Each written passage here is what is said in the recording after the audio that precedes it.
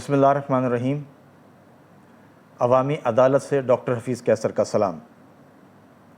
عظیم پاکستانیوں، جس طرح پاکستان میں سیاست گراوٹ کی انتہا کو چھو رہی ہے، اسی طرح عالمی سطح پر گریٹر اسرائیل کا منصوبہ انتہائی تیزی سے پھیلایا جا رہا ہے، اور اس منصوبے کو پھیلانے میں جہاں اسرائیلی حکام اپنی توانائیاں خرچ کر رہے ہیں، وہاں امریکہ کے صدر بھی اس میں برابر کے شریک ہیں۔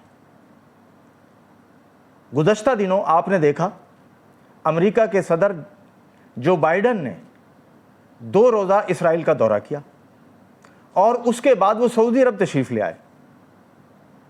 وہاں آ کر انہوں نے بہت سے اہم موضوعات پر مذاکرات کیے۔ افسوسناک بات یہ ہے کہ ہمارے سوشل میڈیا کے بہت سے دوستوں نے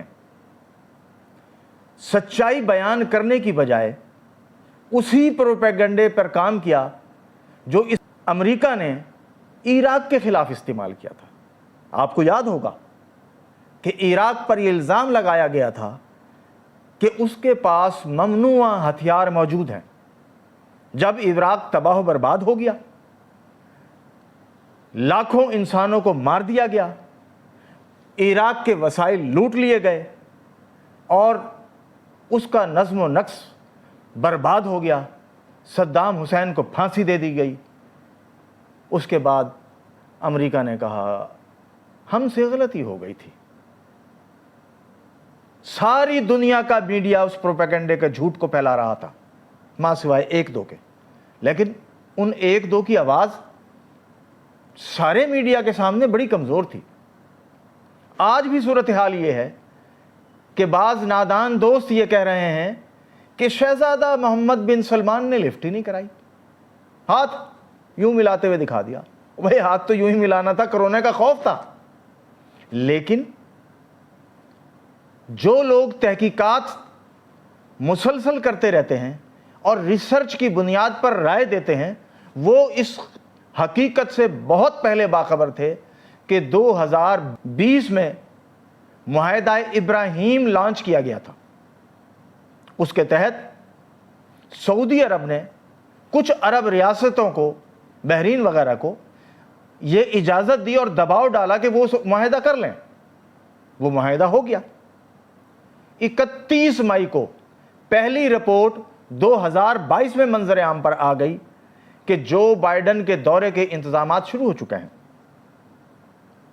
امریکہ ہمیشہ دوست بن کے مارتا آیا ہے، بہت کم مقامات ہیں جہاں وہ دشمن ظاہر ہوا ہے۔ تو امریکہ نے پھر کیا کیا؟ امریکہ کے صدر بننے سے پہلے جو بائیڈن نے ترکی میں سعودی صحافی کے قتل کے کیس میں پیش رفت کرتے ہوئے شہزادہ محمد بن سلمان کو قاتل قرار دے دیا تھا، اور مسلسل ان پر یہ دباؤ ڈال رہے تھے کہ انہیں قتل کے کیس میں پکڑ لیا جائے گا اور اقوام متحدہ اور عالمی عدالت میں گھسیٹا جائے گا۔ یہ تھا بلیک میلنگ کا سٹائل۔ پھر چونکہ اسرائیلی حکام مسلسل سعودی حکام سے رابطے میں تھے، دورے کر رہے تھے، ملاقاتیں کر رہے تھے، ان کے تجارتی وفود سعودی عرب میں آ رہے تھے، حتیٰ کہ مکہ المعظمہ میں سعودیوں نے باقاعدہ طور پہ اسرائیلیوں کو اجازت دی کہ وہ وہاں دورہ کر لیں۔ اس کا کلپ بھی آپ نے دیکھا ہوگا۔ اب جو بائیڈن سے پہلے جو اسرائیلی یہودی صحافی کوریج کے لیے آیا، وہ ان تمام ممنوعہ علاقوں میں حرمین شریفین کے میں گیا جہاں جانا منع تھا۔ سعودی حکومت نے کوئی اعتراض نہیں کیا، جبکہ دیگر لوگوں کو جو وہاں کام کرنے کے لیے گئے ہیں، خدمات انجام دے رہے ہیں، معمولی سی کی شکایت پر ہی گرفتار کر لیا جاتا ہے۔ مگر اس اسرائیلی صحافی کو کچھ نہیں کہا گیا جس نے وہاں موویاں بھی بنائی۔ اب شور یہ مچایا جا رہا ہے کہ تعلقات اتنے اچھے نہیں ہیں۔ ہم نے ایک ایسے دوست سے جنہوں نے کچھ 40 سال عربوں کے ساتھ گزارے ہیں، خلیل خان نوروزئی سے آج پوچھا کہ خان صاحب یہودیوں کا ورکنگ سٹائل کیا ہے؟ وہ کہنے لگے کہ میں نے 11 سال کی عمر میں یہودیوں کو پڑھنا شروع کیا تھا. یہودی جو بتا رہے ہوتے ہیں اصل وہ نہیں ہوتا, جو دکھا رہے ہوتے ہیں اصل وہ نہیں ہوتا, وہ سب کچھ پس پردہ ہوتا ہے جو ان کے ٹارگٹ ہوتے ہیں. ہاں, تاثر ایسا دے رہے ہوتے ہیں کہ لوگ یہ سمجھتے ہیں کہ شاید خطرہ نہیں ہے. لیکن آپ نے دیکھا کہ جو بائیڈن کو غیر معمولی پروٹوکول نہ دیتے ہوئے بھی وہ تمام معاہدے کر لیے گئے جو اسرائیل چاہتا تھا. فضائی حدود کھول دی گئی, جہازوں کو آنے جانے کی مکمل اجازت دے دی گئی, اور وفود کاروباری لحاظ سے تمام معاملات آگے بڑھا رہے ہیں. آپ کو پتا بھی ہے کہ ایک نیا شہر اسرائیل کے تعاون سے سعودی عرب میں بن رہا ہے. شہزادہ محمد بن سلمان کو مسلسل یہ احساس دلایا گیا ہے کہ جو بائیڈن سے ملاقات آپ کے لیے بڑا اعزاز ہوگا اور قتل کی معافی کا اعلان کیا جا سکتا ہے.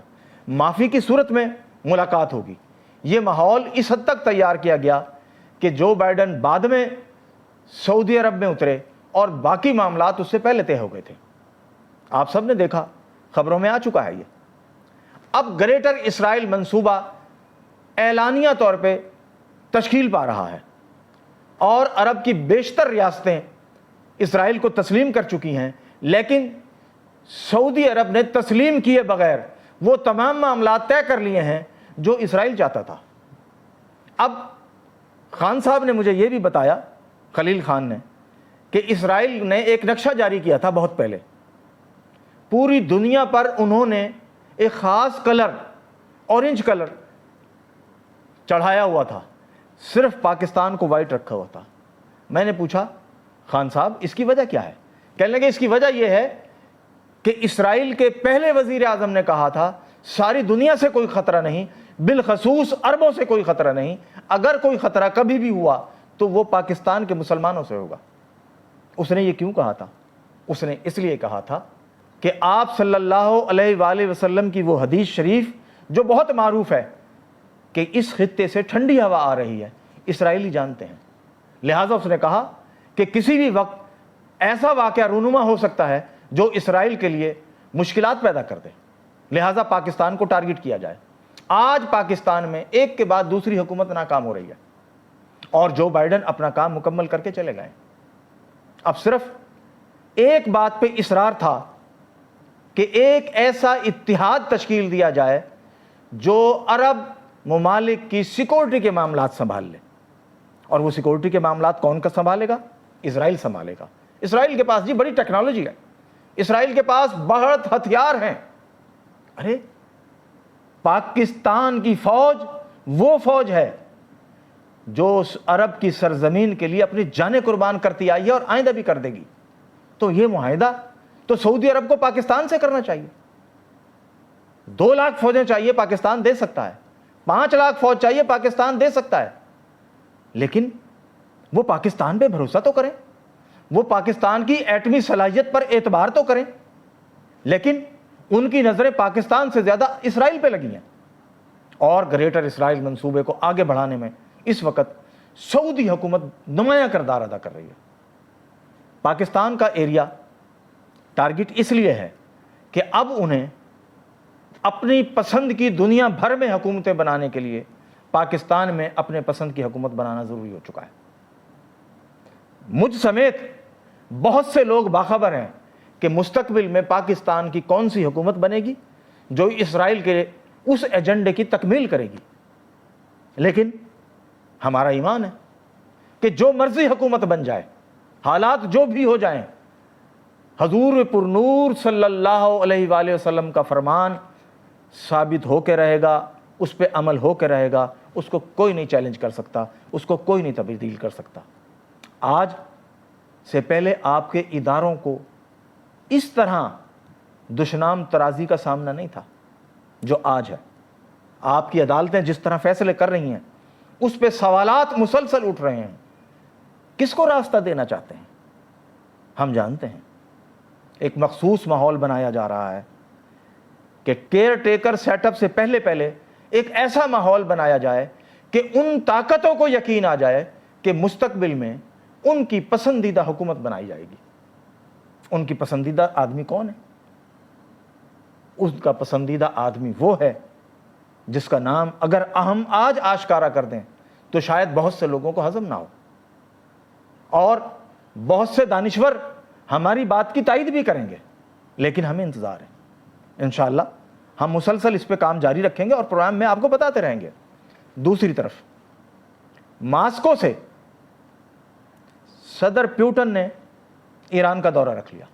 آپ نے دیکھا ہوگا ایران، صدر پیوٹن اور ترکی کے صدور اکٹھے ہو گئے، ان کی باہمی ملاقاتیں ہوئی ہیں۔ اس کا مطلب یہ ہوا ایک نئی صف بندی واضح ہو رہی ہے۔ پاکستان کا رول بڑا کلیدی ہے، لیکن یاد رکھیں اس کے لیے صاحب ایمان باکردار لوگوں کی حکومت بننی ہے۔ یہ جو کچھ گند پھیل رہا ہے، یہ گند اپنی انتہا پر پہنچے گا اور ایک بہترین حکومت بنے گی جو بحرانوں سے بھی نکالے گی اور عالمی سازشوں کا مقابلہ بھی کرے گی۔ وہ ایجنٹ حکومت نہیں ہوگی۔ اب مقابلہ اے بی سی ڈی کیٹیگریز کے ان لوگوں کے درمیان ہے جو سارے کے سارے امریکہ کی کاسا لیسی پر متفق ہیں۔ ہم انشاءاللہ آپ کو بتائیں گے کہ پاکستان میں کون ایسا شخص ہے، کون کون وہ لوگ ہیں جو اسرائیل کے منصوبے پر کام کریں گے۔ اس کی وجہ جن کے جائیدادیں باہر ہیں، جن کے اثاثے باہر ہیں، ان کے مفادات پاکستان سے زیادہ باہر ہیں، آپ ان پہ نظر رکھیں اور حالات کا جائزہ لیتے رہیں، آپ کو پتہ لگ جائے گا۔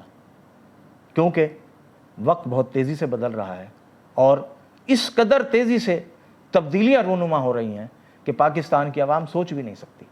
یہ تو بیچارے اس کرسی کی گیم میں مبتلا ہیں، اس کو جتا دیا، اس کو ہرا دیا، عدالتوں میں چلو، یہ سب ڈرامہ اس لیے کیا جا رہا ہے کہ عالمی سازشوں سے آپ باخبر نہ ہوں۔ لیکن آپ کو جاگنا ہے، آپ کو سوچنا ہے۔ سچائی عوامی عدالت آپ کو بتاتی رہے گی۔ گمراہی کے جتنے مرضی چینل چل جائیں، آپ اگر سچائی جاننا چاہتے ہیں تو عوامی عدالت سے رابطہ رکھیے اور زیادہ سے زیادہ پہنچائیے، کیونکہ دور عرب کا ختم ہو رہا ہے، آپ کے فرمان کے مطابق عجم کا شروع ہو رہا ہے، اور عجم میں پاکستان نمایاں ترین ملک ہے جس کا بڑا کردار ہے۔ ہمسایہ ممالک آپ کے ساتھ کھڑے ہوں گے اور انشاءاللہ اس جنگ کو فیصلہ کن مرحلے تک پہنچائیں گے جس میں کامیابی کی بشارت آپ صلی اللہ علیہ وآلہ وسلم نے دی ہے۔